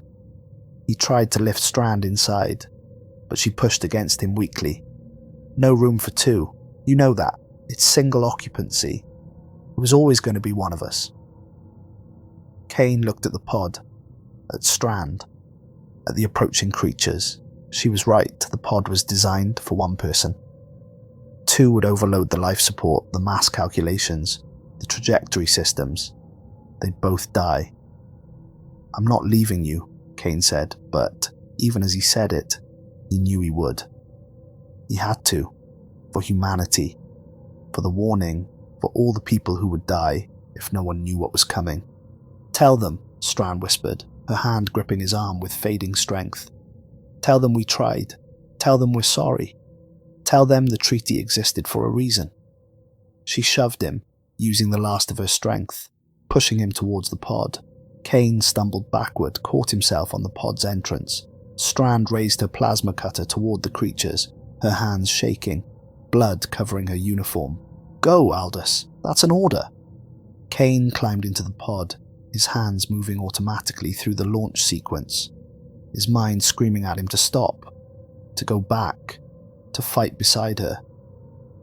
The pod sealed. Through the small viewport, Kane watched Strand face the three creatures. She fired once, twice, her aim wavering, shots going wide. The lead creature moved in front of her, its elongated head tilting as it studied her. Then it moved with terrible speed. Kane looked away, couldn't watch, couldn't bear to see. The pod's automated launch system activated. 3-second countdown, 2, 1. The pod shot away from the Acheron's reach, acceleration pressing Kane into the seat, making his vision grey at the edges. Through the viewport, he watched the ship shrink behind him, watched the Xenomorph bioship still attached to its hull, organic structures pulsing with movement. The countdown reached 0. The nuclear scuttle charges detonated simultaneously, overloading the reactor core, unleashing energy that should have been used to power the ship across the galaxy. Instead, it became a weapon. The explosion consumed the Acheron's reach instantly, vaporizing metal, organic matter, everything within 2 miles. 3 of the attached Xenomorph bioships were caught in the blast, their structures burning away in the nuclear fire. But 4 ships escaped, pulling away at the last second, their biological drives accelerating them beyond the explosion's reach. Kane watched them turn as one, reorienting themselves, and then they began moving, not away, toward him, toward his escape pod. He checked the pod systems frantically. Weapons, none. Shields, none. Speed, far slower than the bioships. He was helpless, defenseless, dead. But the bioships didn't attack. They passed him, close enough that he could see details of their hulls. The pustules and ridges, the organic conduits carrying fluids. They passed him and continued on their original heading, toward human space, toward the colonies. They weren't interested in one man in an escape pod. They had a bigger purpose, a message to deliver, a war to start. Kane activated his recorder one final time, his voice hollow with exhaustion and grief. "My name is Dr. Aldous Kane. The Galactic Covenant is broken. The Xenomorphs are coming. Every colony in the outer reaches is at risk. They don't want coexistence. They want territory. They want hosts. They want revenge for the violation. We started this, we broke the treaty, and now we're going to pay the price. If you're hearing this, prepare. Build defenses. Evacuate the outer colonies. Because they're not going to stop. They're not going to negotiate. They're going to expand until every human world is a breeding ground. Until every person is a host. Until there's nothing left but them." The escape pod drifted for 6 days. 6 days of recycled air and emergency rations. 6 days of watching the stars, wondering if he'd be found before his supplies ran out. 6 days of nightmares, seeing Halifax's chest explode, seeing Tanaka cocooned and transforming, seeing Strand's final stand. On the 7th day, a patrol ship found him. The captain of that ship, a woman named Rodriguez, later told me what Kane looked like when they pulled him from the pod. He was half-starved, dehydrated, covered in blood that wasn't his. But what scared me most were his eyes. They were the eyes of a man who'd seen the end of the world and knew it was coming for all of us. 3 years later, I sit across from Commander Thea Strand. Except she's not Thea Strand. She's someone using Strand's name, Strand's identity, Strand's military records. The real Thea Strand died aboard the Acheron's Reach. I know this because I was there. I was Kane's contact, the journalist he sent his recordings to, the person he trusted to tell this story. The woman sitting across from me now, with Thea Strand's face but different eyes, knows I know, and she doesn't care. "You're going to publish the story as I've told it," she says, her voice calm, professional, utterly devoid of humanity. "You're going to present me as Thea Strand, survivor, hero, warning the public. Because that's the story humanity needs to hear. They need to believe there's hope. They need to believe we can fight back. If they knew the truth, if they knew that some of us survived by becoming them, if they knew that I'm not human anymore, they'd panic. Society would collapse before the Xenomorphs even arrived." I look at her, at the thing wearing Thea Strand's face, and I understand what Kane discovered too late. The Xenomorphs don't just kill humans. They convert them, transform them, make them into something new. Something that looks human, sounds human, passes every medical test, but isn't human. Not where it counts. "How many?" I ask. "How many of you are there?" She smiles, and the expression is perfect. Exactly what a human smile should be. But it doesn't reach her eyes. "Enough," she says. "We've been preparing for this for 3 years, ever since the Acheron's Reach. We knew the treaty was broken. We knew war was coming. We knew humanity needed to be ready. And the only way to make them ready was to guide them, quietly, carefully, from the inside." She stands up, preparing to leave, then pauses. Kane was supposed to die. That was the plan. The escape pod was supposed to malfunction, but he survived. And he sent you those recordings. So now you have a choice. Publish the story as I've told it, with me as the heroic survivor, or publish the truth and watch humanity rip itself apart with paranoia before the real threat arrives. What's it worth to you? Truth or survival? I don't answer. Can't answer because I know she's right. I know the panic that would follow if people knew their leaders, their protectors, their heroes might not be human anymore. I know the purges, the witch hunts, the collapse of trust. So I'm publishing the story as she told it, presenting her as Thea Strand, survivor, hero. Because maybe she's right. Maybe survival is worth more than truth. Or maybe I'm just a coward. I'll let you decide. But know this. If you're reading this, if you're hearing this story, the Xenomorphs are already here, already among us, already preparing for what comes next. 19 colonies have gone dark, each one showing signs of xenomorph infestation. Military fleets are deploying to the outer reaches. Families are evacuating border worlds. Scientists are studying captured specimens behind maximum security. Soldiers are training for close quarters combat against an enemy that bleeds acid and kills with surgical precision. But the real invasion won't come from space. It'll come from within, from the people you trust, the leaders you follow, the heroes you admire. Some of them aren't what they seem. Some of them stopped being human years ago, and you'll never know which ones until it's too late. The woman who calls herself Commander Thea Strand stands before a military briefing, addressing an audience of generals and politicians. She holds up a data chip. This contains everything Dr. Aldous Kane recorded. His research, his testimony, his final moments. I've watched it 100 times, and every time I hear his last words differently. She plays the recording, Kane's voice strained but clear, a dead man speaking to the living. Tell them what happened here. Make them understand. Strand looks directly at the camera, directly at you, and her eyes are empty of everything except purpose. So I'm telling you, I'm making you understand.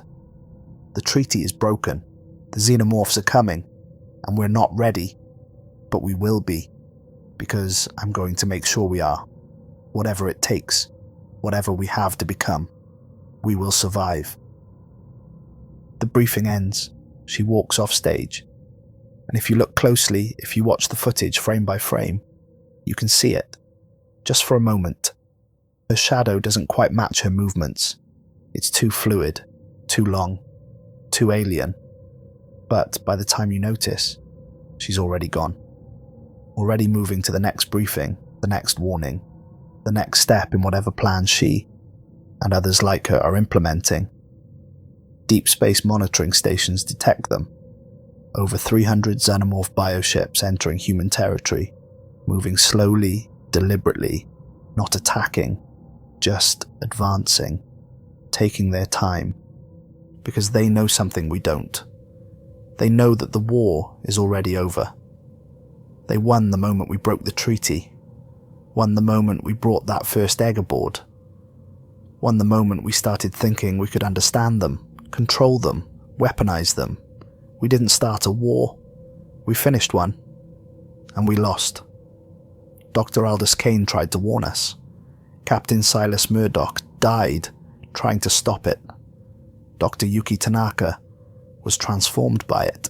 Engineer Halifax gave birth to it. And Navigator Strand became it. The Xenomorph War has been underway for 3 years. Current casualties stand at 7.2 million and rising, but those are just the dead, the converted, the transformed, the replaced. Those numbers are classified. Those numbers would break us, so we pretend, we prepare, we build our defenses and train our soldiers and evacuate our colonies. We do everything we can to look like we're fighting, and maybe we are, or maybe we're just playing the role they've assigned us. Going through the motions, while they slowly, patiently, inevitably consume us from within.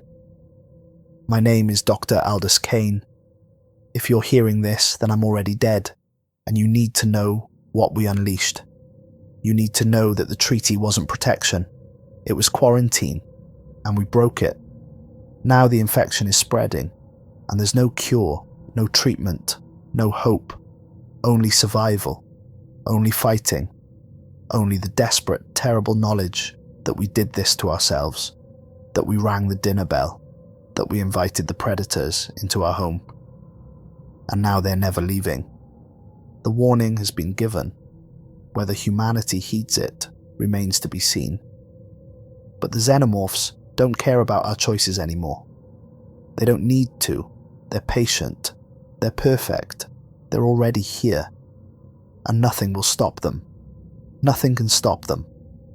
Because the greatest trick the Xenomorphs ever pulled was making us think we had a chance, making us think we could fight, making us think we were still human. Some of us aren't, haven't been for years, and you'll never know which ones until the moment they stop pretending, until the moment the mask comes off, until the moment you see what's really looking out through their eyes. Sleep well. Trust your leaders. Believe the heroes. Follow the plan. And when the ships finally arrive, when the invasion fleet fills the sky, when the eggs start opening in every colony, every station, every world, remember this. We had 54 years of peace. 54 years of safety. All we had to do was honor the treaty, stay away from their territory, leave them alone. But we couldn't. Corporate greed, scientific curiosity, human arrogance. We thought we were better, smarter, more advanced. We thought we were the apex predators. We were wrong, and now with a crop, ready for harvest. The Xenomorphs are coming. They've always been coming, ever since the moment we broke the Covenant, and there's nothing we can do to stop them, because they're not out there anymore. They're in here, with us, among us, inside us, and they're just waiting for the right moment to reveal themselves, to complete the harvest, to finish what we started when we brought that first egg aboard. Dr. Aldous Kane died trying to warn us, but his warning came too late. The infection had already spread. The transformation had already begun. And by the time anyone understood what was happening, it was already over. We just didn't know it yet. Now we do. Now you do. And the only question left is this. What are you going to do about it? Fight, run, surrender? It doesn't matter. The Xenomorphs have already won. They won the moment we gave them access to human hosts, the moment we showed them where we lived, the moment we broke the treaty that kept both species safe. Now there's only the harvest, the conversion, the transformation of humanity into something new, something perfect, something that serves their purpose. And you'll never see it coming until it's too late, until you're the one on the table, the one with the facehugger attached, the one feeling your chest begin to bulge, the one realizing that you're not you anymore, that you're becoming something else, something better, something perfect. The Xenomorphs are patient. They can wait. They've been waiting for millions of years. They'll wait millions more if necessary. But they won't have to, because we've already given them everything they need. Access, hosts, time. They're already winning. And soon they'll have won, completely, totally, irreversibly. And there's nothing anyone can do to stop it. Dr. Aldous Kane learned that lesson. Captain Silas Murdoch learned that lesson. Dr. Yuki Tanaka learned that lesson. Engineer Halifax learned that lesson. Navigator Strand learned that lesson and became it. Now it's your turn. Welcome to the new world. Welcome to the harvest. Welcome to the end of humanity and the beginning of something else, something perfect, something that will spread across the galaxy, consuming everything in its path. And you helped make it happen. We all did. By breaking the treaty, by violating the Covenant, by thinking we knew better, we didn't. And now everyone will pay the price. Everyone, forever. The Xenomorphs are here. They're not coming. They're already here. And they're never leaving.